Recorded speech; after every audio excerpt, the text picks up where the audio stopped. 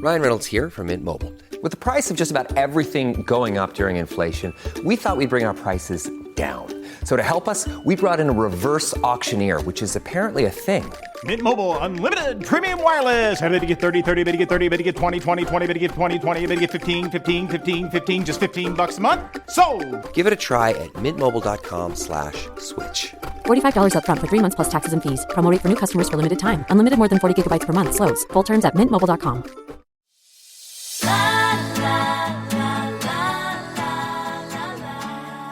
Welcome to What She Said. I'm your host, Candace Sampson.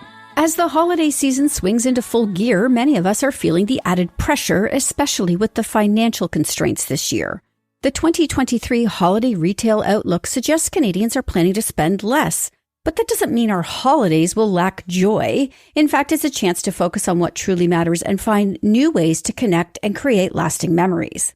I'm curious about how you're adapting your holiday plans, so join the conversation on the What She Said Talk Facebook page after today's show. But first, let's dive into today's free and fabulous edition of What She Said. Here's what's coming up. We begin with a critical issue that touches every family, keeping our kids safe online. In the wake of a young boy's tragic loss to sextortion and the constant threats of bullying and harmful content, it's time to ask, are we doing enough? Technology expert Amber Mack joins me to discuss the challenges and potential solutions for protecting our children in the digital world. Continuing with the theme of technology's darker side, Brodie reviews the chilling documentary Total Trust from China, a real-life tale reminiscent of Black Mirror. Plus, she'll bring her regular roundup of new entertainment to lighten the mood. Raising boys, particularly through their teenage years, can be a complex task, especially for feminist mothers. Aly Pain, an expert in parent-teen dynamics, is here to guide us on how to nurture our sons into respectful, empathetic, and socially aware individuals. The holiday season can be a mix of joy and stress, making it crucial to focus on our mental health. Dr. Christine Palmay, representing Care to Know, offers insights on maintaining mental well-being during these busy times and as we approach the new year. Finally, we meet Mary Sanders, an Olympic gymnast turned Cirque du Soleil acrobat and now in the entertainment world. Mary's memoir details her journey from the 2004 Olympics to collaborating with Shark Tank's Robert Herjavec. We'll explore her story of determination, sacrifice, and reinvention.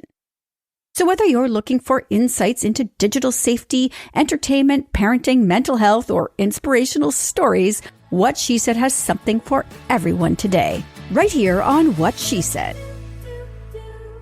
In today's first interview, we're tackling a critical and deeply concerning issue that affects families everywhere, keeping our kids safe online. In a world where the internet is a double-edged sword, offering vast knowledge and connectivity on one hand and exposing our children to unprecedented risks on the other, it's clear that more needs to be done to protect them. From the heart-wrenching tragedy of a young boy's life lost to sextortion, to the relentless bullying and exposure to harmful content, the question looms large: are we doing enough?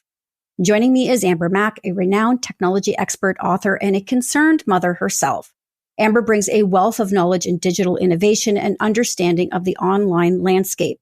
She's here to help us unpack the complexities of this issue and explore what government, policymakers, and social media platforms can do to safeguard our children.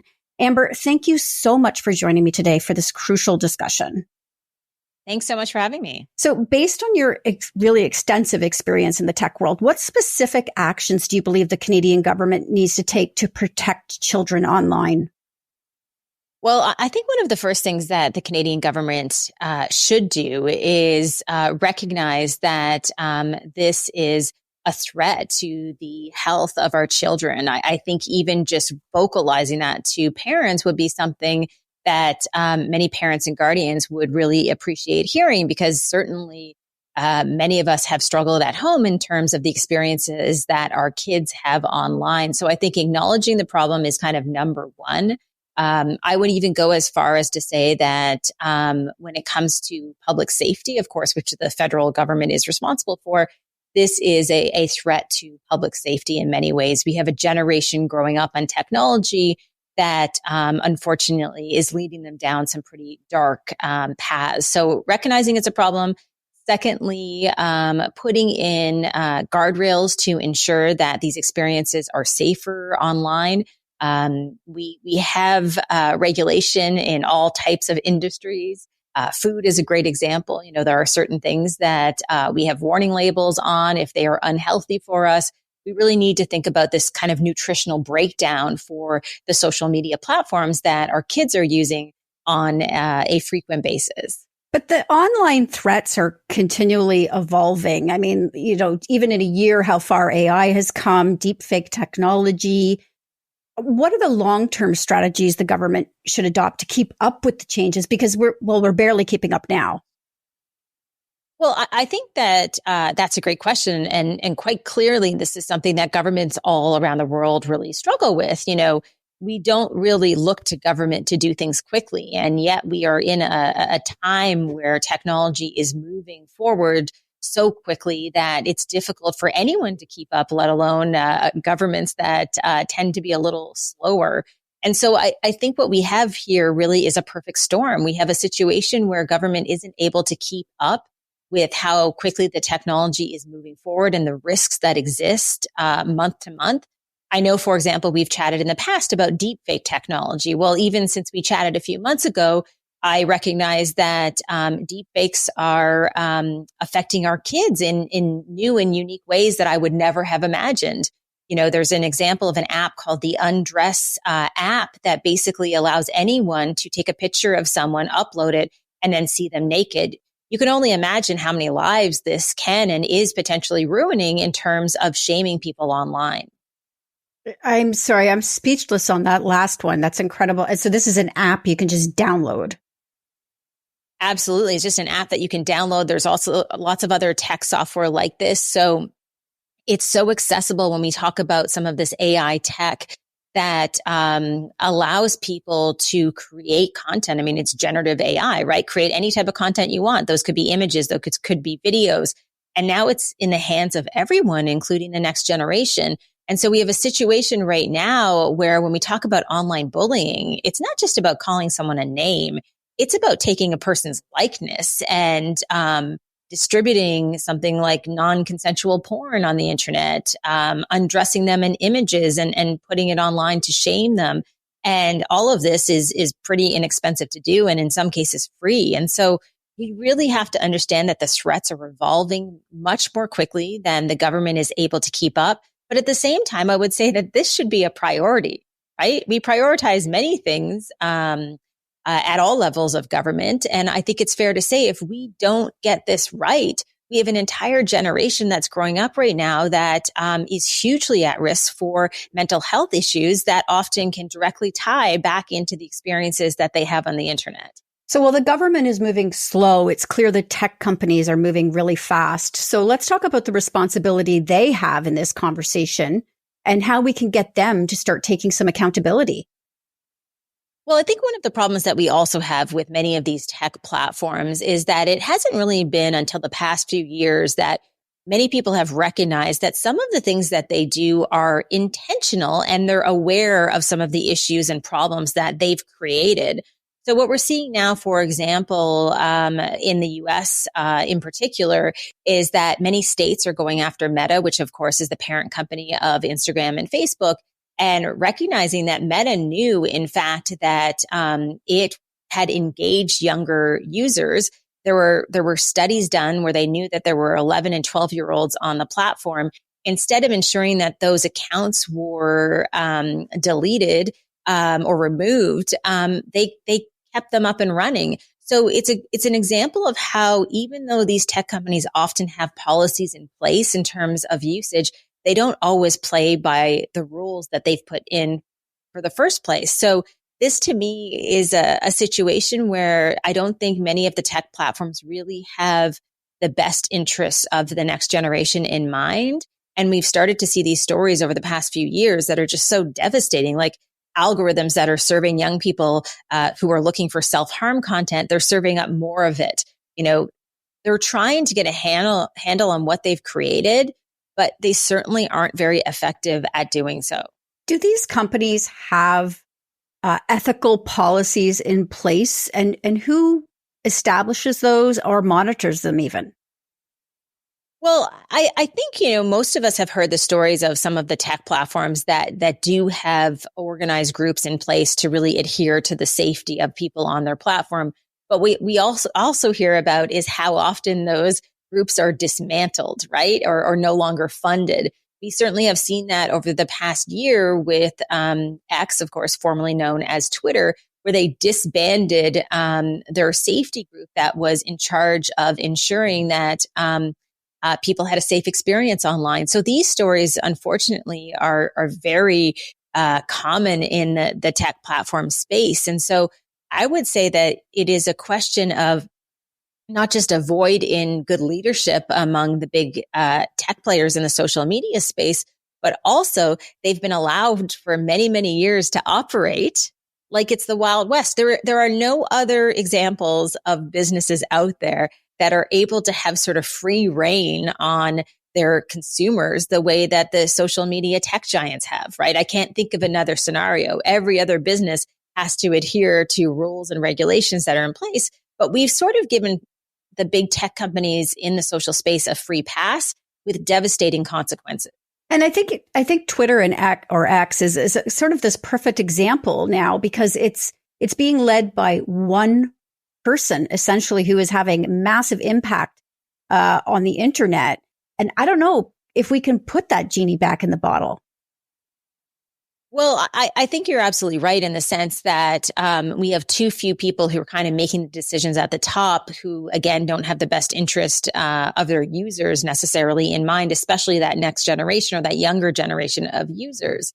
But I don't think that this is all that uncommon in the business world. I mean, we've certainly seen leaders over the years who maybe don't have the best intentions of their consumers in mind, but because they've always had to adhere to rules and regulations that I've put in place, they've had to kind of succumb and play by the rules.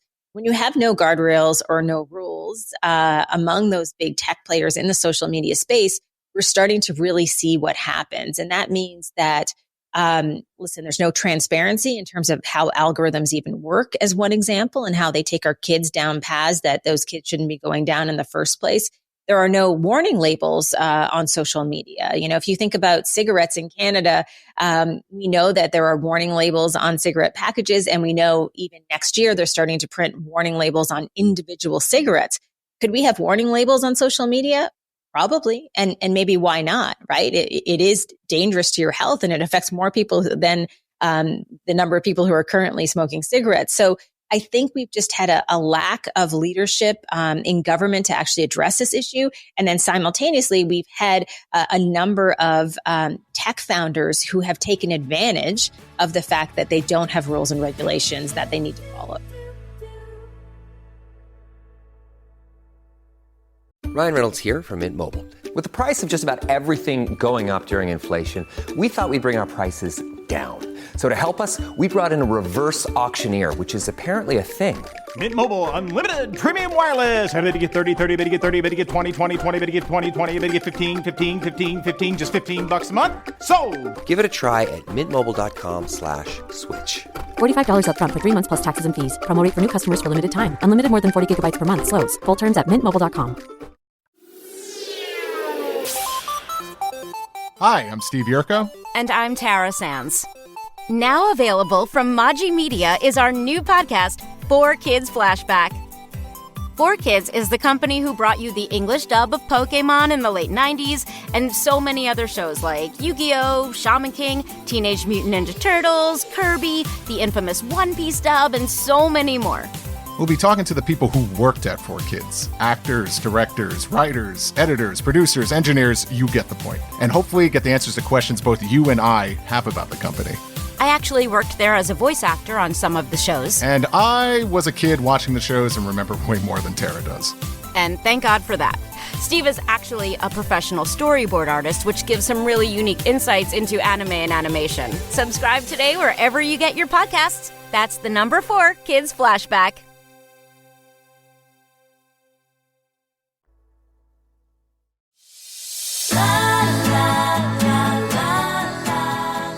Okay, we're back with Amber Mack. We're discussing keeping kids safe online.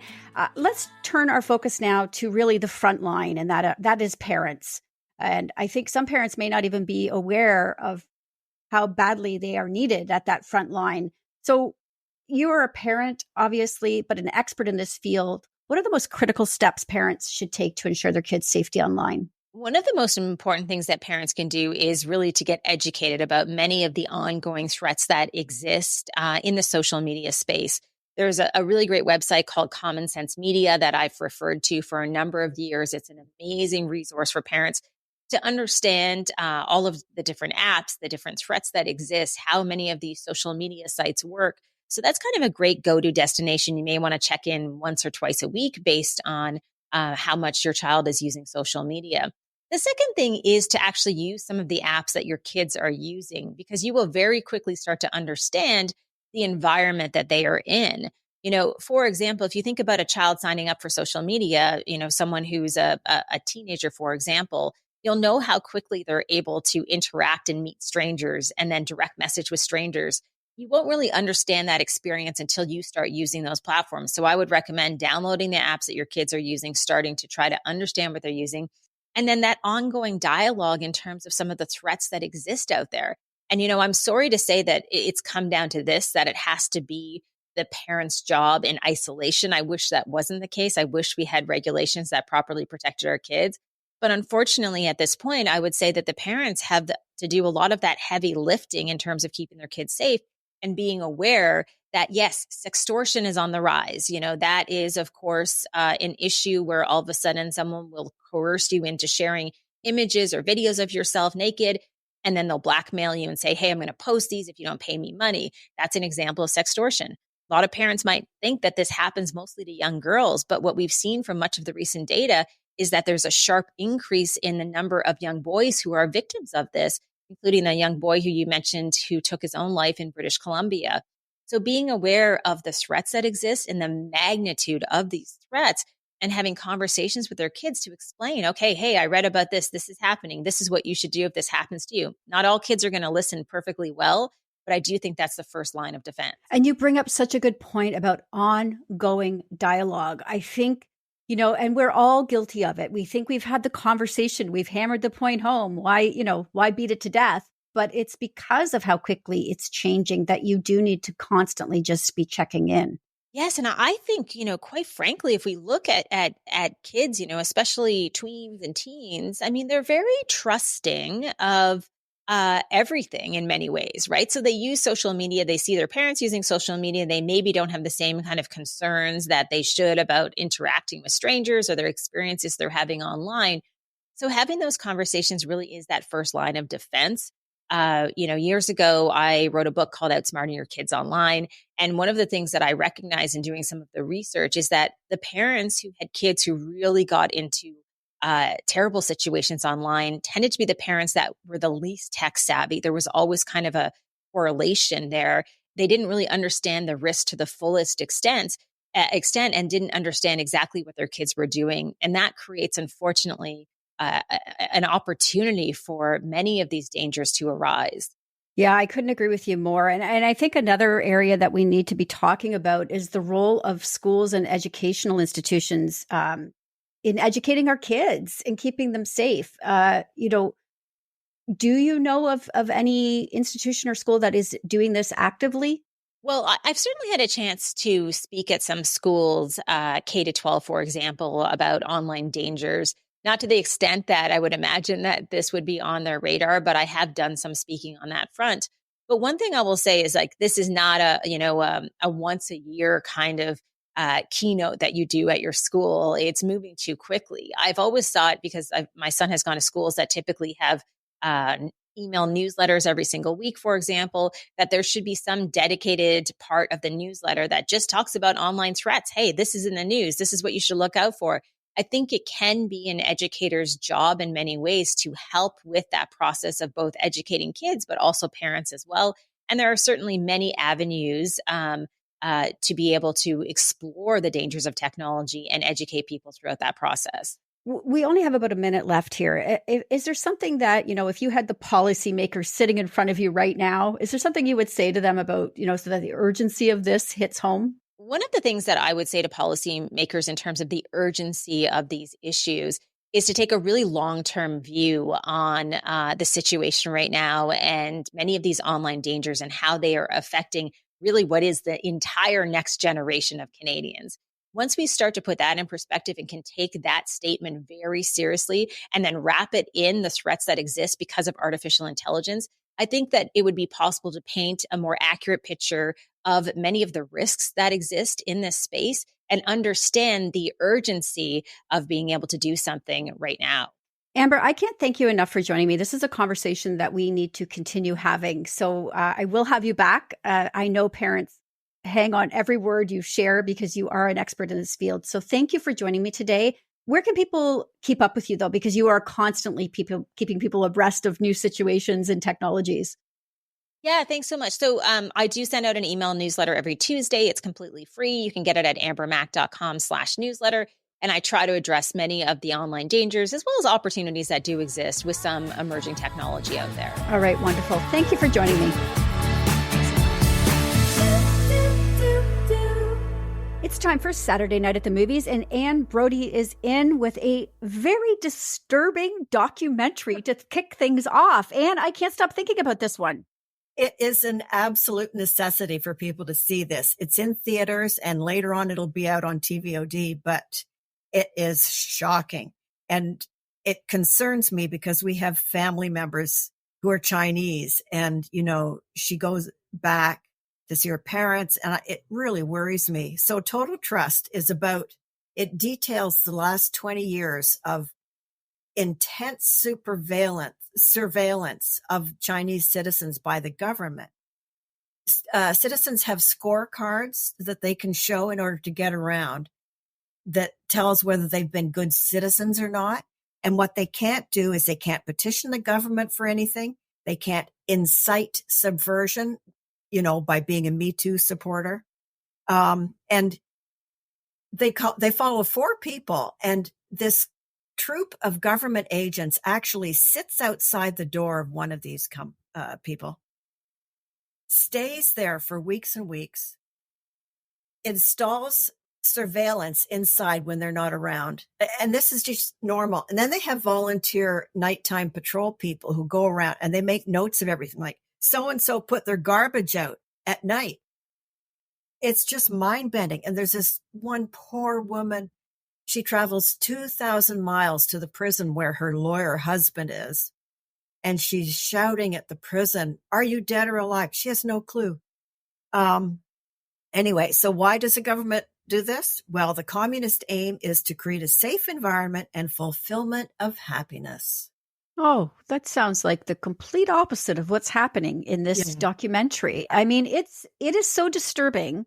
It's just, I'm not going to stop thinking about this for a long time, right? Because I think also potentially because of how much data we have in our society floating around out there, we could be looking at the same thing. This was a Black Mirror episode to me. It was just insane watching this trailer. And of course, TikTok. You got to watch out for TikTok. So. Well, who needs fiction when we have reality? Yeah, so, all right, let's talk about Archie. Okay.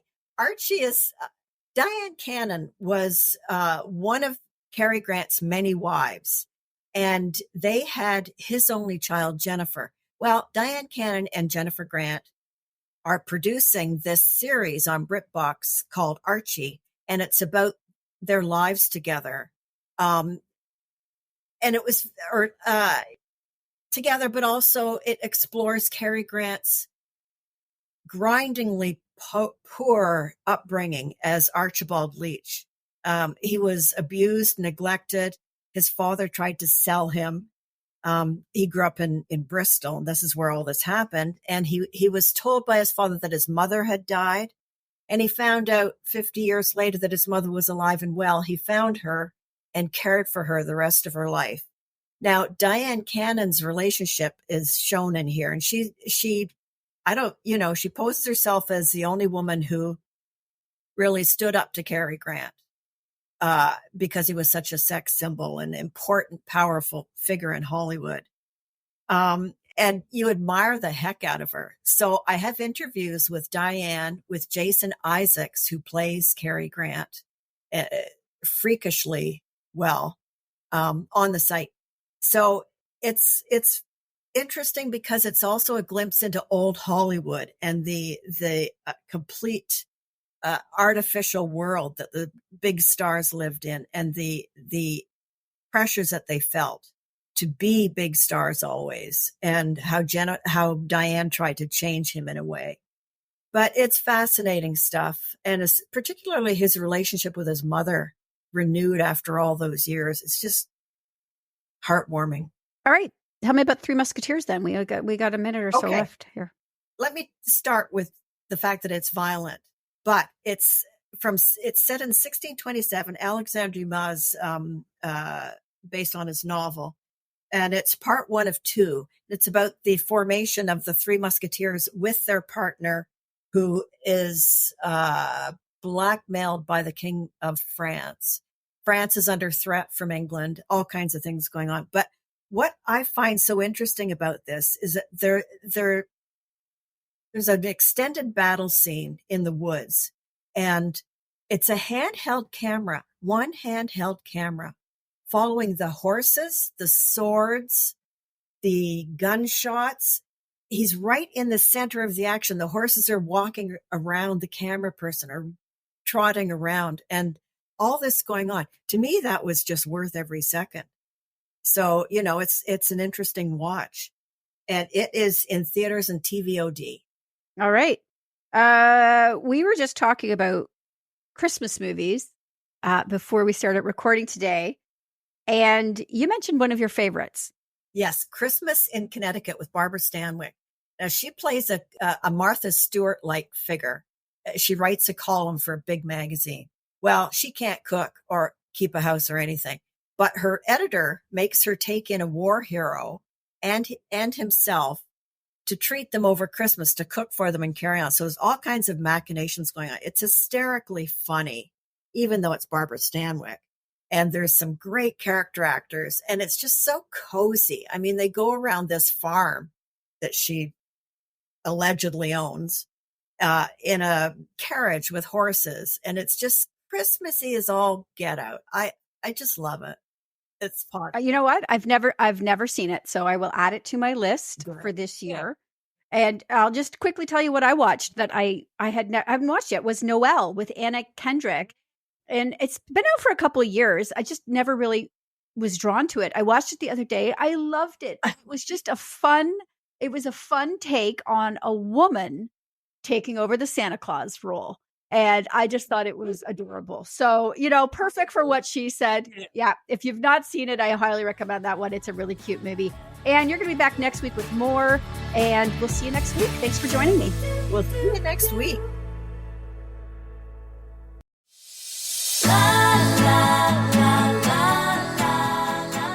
As mothers, especially for those of us who identify as feminists, it's crucial to be mindful of the societal norms and patriarchal traps that can inadvertently influence how we raise our boys. The challenge becomes even more pronounced during their teen years. Aly Pain, with her deep expertise in the parent-teen dynamic, is here to help guide us through this complex terrain. In this next interview, we'll explore how to raise our sons to be respectful, empathetic, and aware individuals, breaking free from outdated stereotypes. Aly, welcome back. Such a great topic today. Oh, thanks for having me. Yeah, I'm pretty fired up about this one. Yeah, so can you explain then why this happens, why mothers in particular fall into these old traps, and how to become more aware of these tendencies? Well, first of all, it's generational. It's like hundreds of years. I mean, patriarchy is not new. That kind of programming has been around for a long time. So it makes sense that we repeat not only what we saw and learned, all of these the subtle dynamics and nuances in our own family, but then our grandparents and so on and so on. So I think the disconnect becomes when we get really frustrated and upset at the disconnected dad, whether that's a co-parent or still your partner or whatever, but then we don't draw the connection between, but you're raising a son. Right. Yeah, so we get angry on one side and then prop it up on the other. Yeah. So what are some of the common patriarchal traps then that even feminist moms might fall into when raising their teenage boys? Right. And so I just want to be really clear. These are documented and researched, what I'm sharing with you today. So the first is that there are very distinct differences in expectations within the home about what a son is required to do, say, behave, etc., as well as compared to what a daughter is required to do, say, behave, etc. So there are pink blue roles, if you will, and that's not a bad thing. You know, I'm not against that. For any reason, it's that inherently does set up some of these distinct differences that create a lack of emotional intelligence for boys, even the opportunity to play in that field and explore, than it does for young girls. Now, that's the first. That's well documented. The second is at the two ages that are distinct, where masculinity is reinforced, patriarchy, masculinity is reinforced for young boys. This is shocking. Is the age of 5, where guess what? They go to school. And at the age of 5, there are two key things that happen. Boys no longer have the same safety or encouragement to express fear or sadness. At 5, they begin to learn they need to deny, abandon, and suppress fear and sadness. And the second critical age, and so again, this goes back to also being at home, because now they're not a baby anymore. So they don't, they're starting to be a little boy. So they just shouldn't be. We reinforce this at home because we learned it at school too. So the second key part for where masculinity is reinforced is at the age of 15. And that's where puberty is hot, messing all over with their bodies and their brains. And young boys are seeing with their own social hierarchy and their social networks how it can be safer to be tough and arrogant and required. That's where they begin to learn to have power over people, is feeling safe to acquire things and have power over and control, which is reinforced by dads who were raised in the same thing. Not bad dads, I'm not saying that. And so those are 3 really key things that are also reinforced at home with teen boys. God forbid you have a 15-year-old boy who is deeply emotional and wanting to express that, as opposed to putting priorities on earning money and getting a job and working out and being fit and being smart and playing, being physical, like all of the really, it actually does happen. Yeah. And and we know through evidence that when men suppress their emotions and bottle things up, it has massive impacts on their quality of life and on their health. So you're not doing your kids any service, right? By propping up these very archaic ways of raising boys. No, but unfortunately, again, what we as women tend to do is we tend to throw dads under the bus and dog them, and they can't connect with their teens. I guess messages I get every day. I'm trying to make these changes. Their dad won't support it. He's so disconnected. He doesn't know how to. Okay, well, guess what? He was a young boy. Right. He got that way because of the system. And so I'm a boy mom as well. And so, I don't think we can throw stones upward if we're not willing to look at what is the role that we're playing in our own home. Right. Absolutely. So what can mothers, but in particular parents, this is a joint effort, do?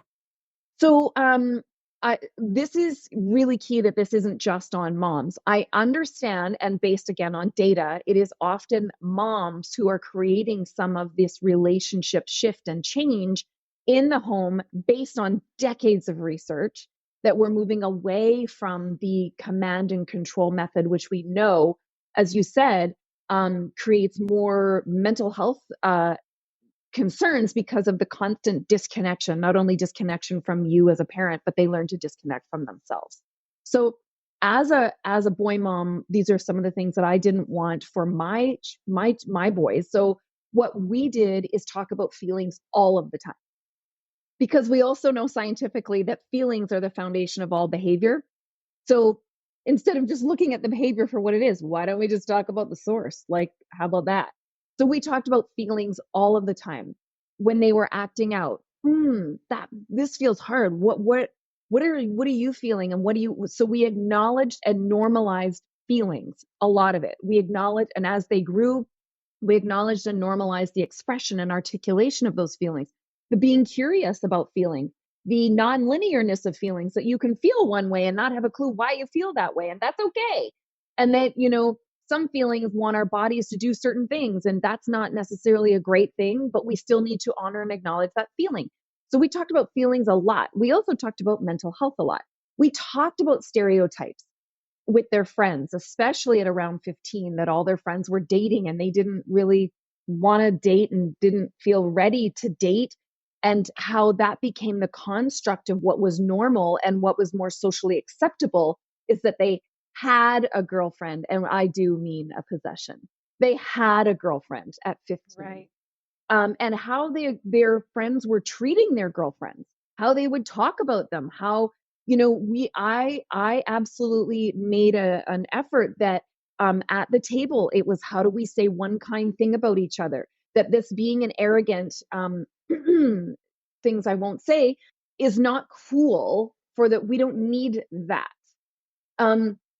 And then also for dads, I want to say this. First of all, can we give dads a bit of a break? I'm not saying that we need to promote patriarchy and we want to keep it going. I'm saying they were raised in a construct where their brain literally feels it is wildly unsafe to leave that construct. We did that. So we need to have a little bit of empathy and compassion for the level of fear that dads go into when we're asking them to leave the linearness of 1 + 1, tit for tat, control, authority that feels safe and they have been taught makes them a better man. We need to invite them. We need to model for them that vulnerability and emotions actually create more connection, the one that most men are drastically missing, not only with their children and their family members and friends. We know men don't know how to do friends the same way, but they're missing with their children because they've never learned to connect to themselves. And that is the source of almost every mental health challenge. So those are some of the key steps. I love this conversation, Aly. I wish we could talk about it for hours and hours, honestly, because I think we often leave boys out of the conversation when we discuss feminism, and we're not doing them any favors because we're actually causing harm. So such a great topic, Aly. I know you're going to talk about this a lot more and you'll have a blog post up on what she said. But in the meantime, where can people connect with you and keep up on this topic, and perhaps even just reach out to you for some guidance? For sure. On social media, TikTok and Instagram at Aly Pain, ALYPAIN. And if you go to my website, alypain.com, under the resource section, you can download some things that will help you begin to right this very long generational unfortunate circumstance. Absolutely. Aly, thank you so much. And just thank you again. I love this topic. Thank you. Thanks so much. As we find ourselves in the midst of the holiday season, a time that can be both joyous and stressful, it's important to take a moment to reflect on our mental health. With the new year on the horizon and the winter months setting in, it's not uncommon to experience feelings of sadness or overwhelm.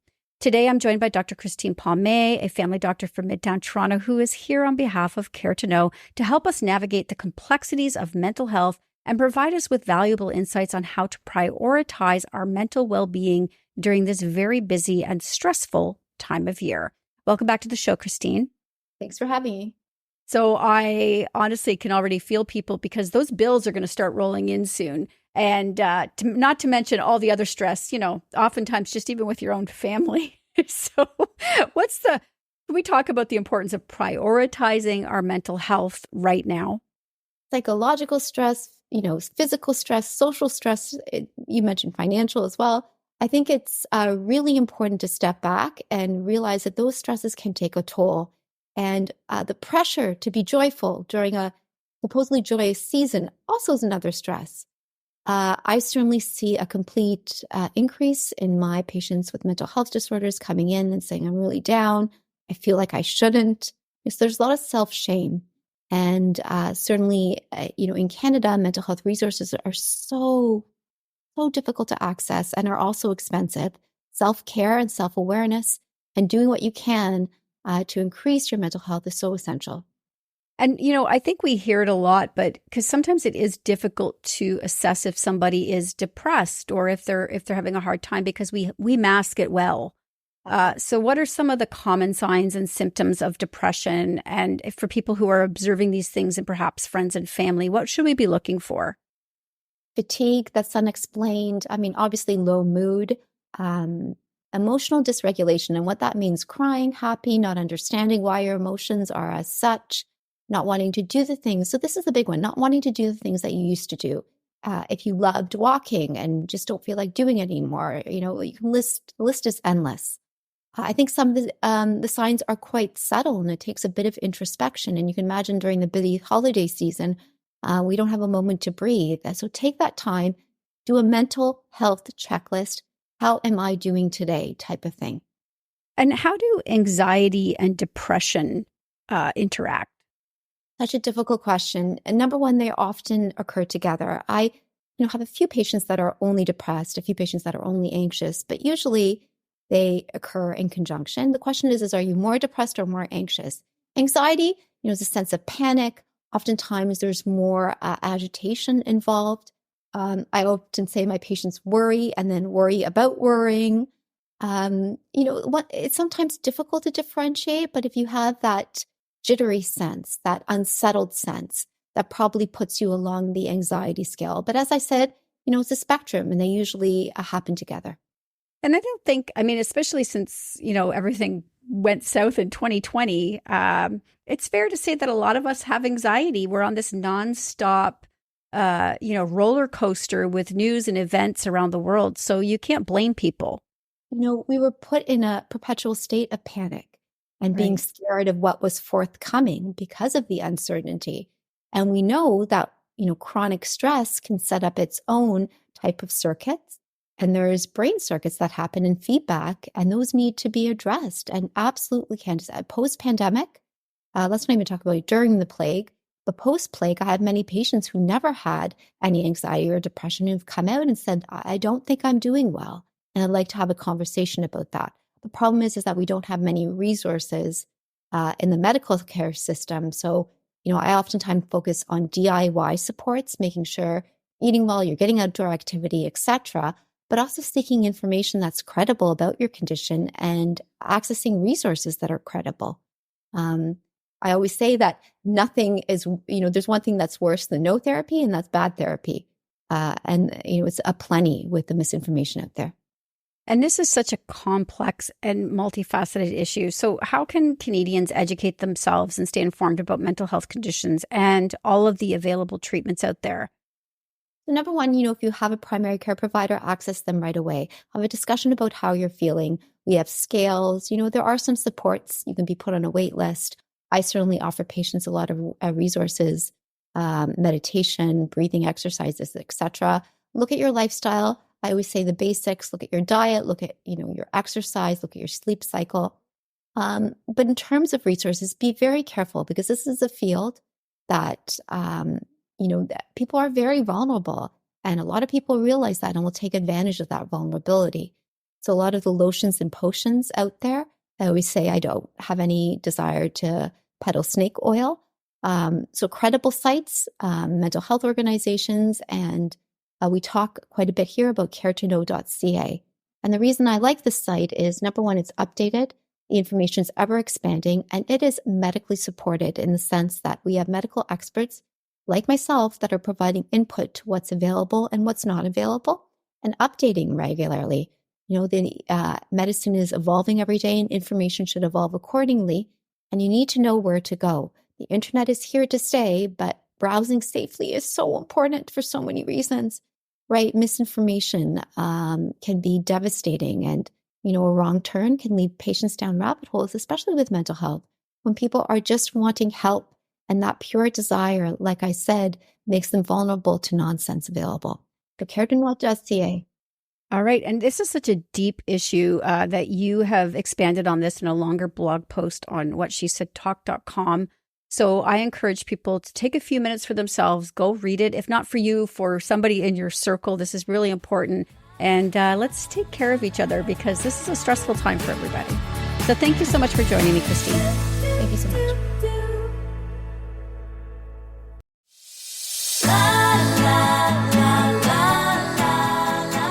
I'm thrilled to introduce you to my next guest, Mary Sanders, an Olympic gymnast turned Cirque du Soleil acrobat who has now ventured into the world of entertainment. Mary's journey is one of relentless determination, personal sacrifice, and the power of reinvention. In her memoir, she shares her incredible story from competing in the 2004 Olympic Games to working with Shark Tank's Robert Herjavec. Let's dive into her inspiring journey and learn how she navigated the challenges and triumphs of her diverse career. Mary, welcome to What She Said. Thank you so much, Candace. Thanks for having me. Can you tell us about the early days of your gymnastics career and how your father's Olympic dream influenced your path? Absolutely. I was literally born into the sport of gymnastics. My father was a Big Ten champion, very well known as a gymnast, trampolinist later in life. And he called me his little Olympian from the time I was born. So I had some big goals on my shoulder from the time I was born. So he was my coach up until I was about 8 years old, and he passed away from cancer. And obviously that was a big challenge in my life, a big change. He was my mentor, my father, my idol, everything all in one. And to have that being taken away around 8 years old was, life-changing. But from then, I continued in the sport. My mom persevered, 3 kids under 3. And she just really helped me get to my dreams. And eventually I switched to rhythmic gymnastics, which is with the ribbon and the balls and the hoops. It just catered more to my body type and was able to make my father's dream for me come true and become his little Olympian. And transitioning from an Olympic gymnast to a Cirque du Soleil acrobat is a pretty significant shift. So what inspired this change? And how did your experiences as an Olympian prepare you for this world of Cirque du Soleil? Mm-hmm. After the Olympics, I was supposed to just go to school, become normal, as I call it, and just hang out with friends and do what I always wanted to do my whole life, because I was never able to just hang with friends and be normal. But, God had other plans, and I ran away to the circus instead. And actually, I think it was an amazing transition for me. I was lucky enough to have that buffer and that time to sort of get into the real world, make some money right out of sport. I think a lot of athletes struggle with that. You compete at the Olympics at your highest level, and then you're just done. And you're like, now what do I do with my life? But Cirque du Soleil provided me a really great buffer into the real world. I was still able to use my body, my physicality, 10 shows every week and perform on stage. You still get that adrenaline and you're still doing what you love. So it was a very crazy transition. However, I love the performing side of gymnastics. I never really liked competing that much. So to be able to perform for a living was an amazing profession for the almost 10 years I did it after gymnastics. And it was grueling. I'm not going to lie. 10 shows a week. I got very injured. I was doing trampoline, aerial, contortion. So my body was just taking a major beating after it was already pretty destroyed from my Olympic career. So that was difficult. And eventually I did leave Cirque du Soleil. I just knew I didn't want to be 80 and a clown. So I kind of jumped into the corporate world, which was the harder transition for me, actually. So you seem to be the queen of transitions, to be honest, because you've gone from gymnast to Cirque du Soleil, and now you are in entertainment, and you are balancing your career with your family. So tell me a little bit about that. Thank you. Yes. Yeah, I think in writing my book, I've discovered that I do reinvent my life a lot. I transition a lot. I reinvent my life a lot. And I think it's just because I want to be stable. I want to be financially stable. I want to be able to provide for my family. And it was a real learning curve. I was, blessed in Cirque. I had a great income, and then getting off the road and just starting out from zero again. I studied public relations at Cirque, but I didn't know what I wanted to be when I grow up and become normal. So I really dabbled in all different careers. I was very, very hard, struggling, but thankfully, luckily, I was working in recruitment at the time, and I saw this assistant job, and I applied for it. And that's how I met Robert. And there was a couple other Olympians at his company at the time, and the joke was that he only hired Olympians. So he took a chance on me, Robert Herjavec, and I've been with him almost 10 years now. And I've learned a lot. I feel like I've gotten a business degree in working for him. And then in the last couple of years, I got married, had kids, and now still juggling, the crazy full-time job and being a wife and a mother. And it's obviously my most rewarding job being a mother, but it just adds to like the constant reinvention and having to really transform my life. And I think life is full of opportunities, and I don't want to stop at just one accomplishment or one goal. I think there's just so much to do in life, and we just have one life to live.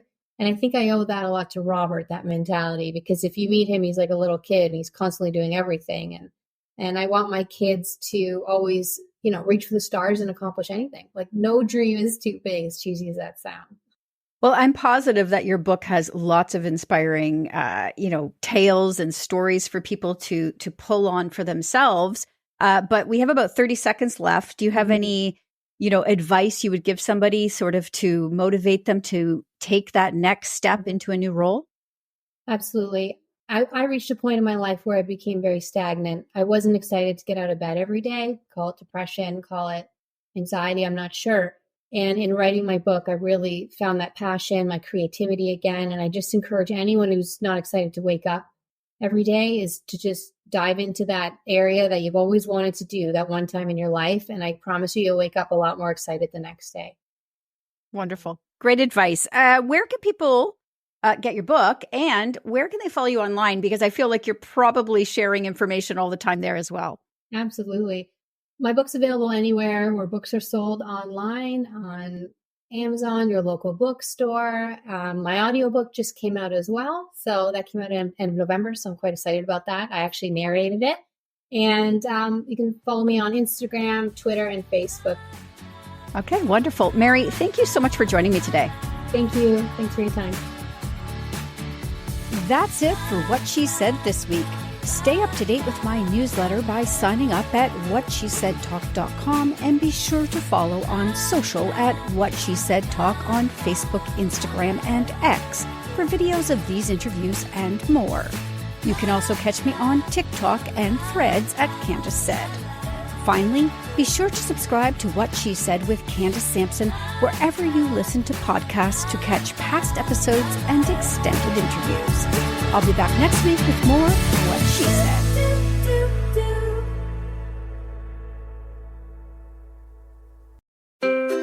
What happens when we play outside? We become healthier, both mentally and physically. We become more creative and more focused. We connect with nature, each other, and ourselves. Let's Take This Outside, a new podcast hosted by me, Marianne Iveson, an aspiring outdoor athlete and nature lover.